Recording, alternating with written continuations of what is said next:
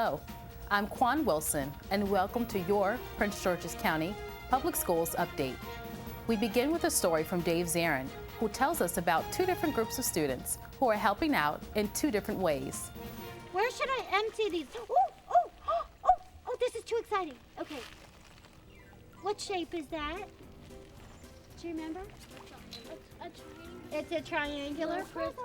If you're a kid, it doesn't get much better than dipping your net into a bubbling brook and fishing out all manner of critters, great and small and slimy. At the county's Camp Schmidt, its popular environmental education center in Brandywine, the youngsters who squeal at the discovery of flopping fish and recoil in mock disgust at the sight of deer dung are now, just as often as not, being taught by teachers not much older than they are. Interns from neighboring high schools with a love of nature are now earning community service hours as well as high praise for the classes they lead. This is an exciting thing here at Camp Schmidt. We just started this last spring. We piloted it with Gwynn Park. Now we're expanding. We're working with 4 different high schools this year. The exciting part is we put these high school students, juniors and seniors, in leadership roles to assist the 5th grade teachers with instruction. As they carefully prepare for nature walks, take measurements to estimate the deer population, and organize role-playing games with students as both predator and prey, the dedication of the high school juniors and seniors is obvious, and their enthusiasm contagious. So look, you guys, he got water. But what's in the water? Pollution. I really love the program. I thought it was amazing when I first heard about it. Like, it really gives back, it helps children, and it's something I love to do. So I'm glad I was able to become a part of it. And while the interns are helping to create lifelong memories for the 5th graders who stay at camp overnight, there are other students who work on site to make sure the year-round furry and feathered residents stay happy. A new Community Reference Instruction, or CRI program, is bringing in some challenged youngsters to enjoy the great out-of-doors. They dutifully feed corn to the deer, clean up the bluebirds' real estate, make signage for the camp out of bottle caps and glue, and in yet another nod to going green, recycle used printer cartridges from all over the county, which expressly come to Camp Schmidt. We weren't sure at first, but when the students came here, the amount of work that they could do exceeded our expectations, and we found that the students themselves were very surprised at how much they enjoyed being in the outdoors. But we found that they've done a wonderful job, and this is a program that I wish we can continue. For the CRI students, all of whom are from Friendly High School, spending a few hours gathering important job skills and helping Mother Nature at the same time is a camping experience they can't get enough of. I actually like Camp Schmidt. I love to be here to do my jobs. Congratulations to all the high school teachers who, like Sierra Sanderson, actually aspires to become a teacher, and aides like Akimi Childs, who lets nothing stand in his way when there's a job to do, for showing that Camp Schmidt really is a place, like its motto says, where learning takes root. Thanks, Dave.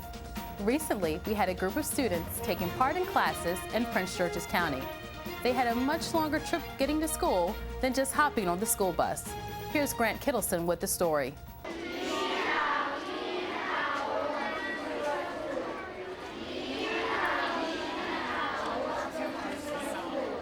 Students at Paint Branch Elementary School greeted a contingent of students and teachers from China in their own language as they walked through the school's halls.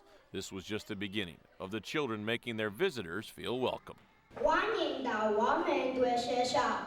They go to the classrooms, attend instruction, we interact with the teachers and exchange ideas. This day also included a ribbon cutting to celebrate a $25,000 grant from the state of Maryland, which will continue to help these youngsters in their education of a new language. I've always believed that students have to be citizen diplomats, and that's at the back of my mind in my whole instructional philosophy.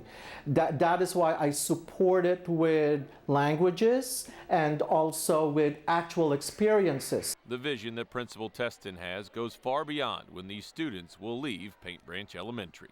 In 10 years, we will have as the grant said, a pipeline of well-prepared students ready to take really rigorous and challenging language courses in high school and having the opportunity to really travel in actual the countries that they're learning about.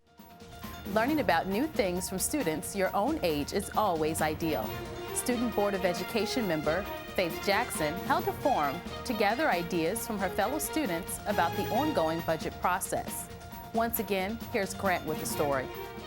Faith Jackson wanted to make sure that it is more than just her voice that is heard in the ongoing budget process for the Prince George's County Public Schools. As the Student Board of Education member, she held a budget forum at Flowers High School specifically for students. They were able to ask questions and offer input to those making the decisions on how money will be allocated. Faith wanted to get her fellow students involved before and not after the final decisions are made. Oftentimes, students do not actually come out until after decisions have been made, cuts have been made, and they kind of say, oh, this would have been a better idea, but even if the school system agrees with it, it's too late. And then it's just like we want the students to be able to hear directly what's going on with the school system instead of just hearing rumors or coming back the next year and seeing what's different. We finished things up by spelling it out and doing so with the students of Wise High School. Here is Grant with the story. It's about saying education is cool. That is what the Exodus National Spelling Bee Tour is all about. That and handing out scholarship money. The tour made a stop at Henry Wise High School with the top 3 finishers receiving scholarship money.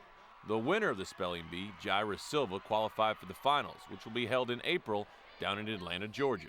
For Cory, who's putting these spelling bees on across the country, the winners are everyone who took part in the event. A lot of these students today, they took the time out to study the actual list, and this is what it ended up doing. It ended up taking them off the streets, where they could have been out in the streets doing something they had no business doing, but they was at home. They was at home studying. And then so now they're going to be able to win a scholarship and go on and take this thing all around the world. Thank you for joining us for your PGCPS update. For Dave Zarin and Grant Kittleson, I'm Quon Wilson. We'll see you next time with more stories about your story in the Prince George's County Public School System.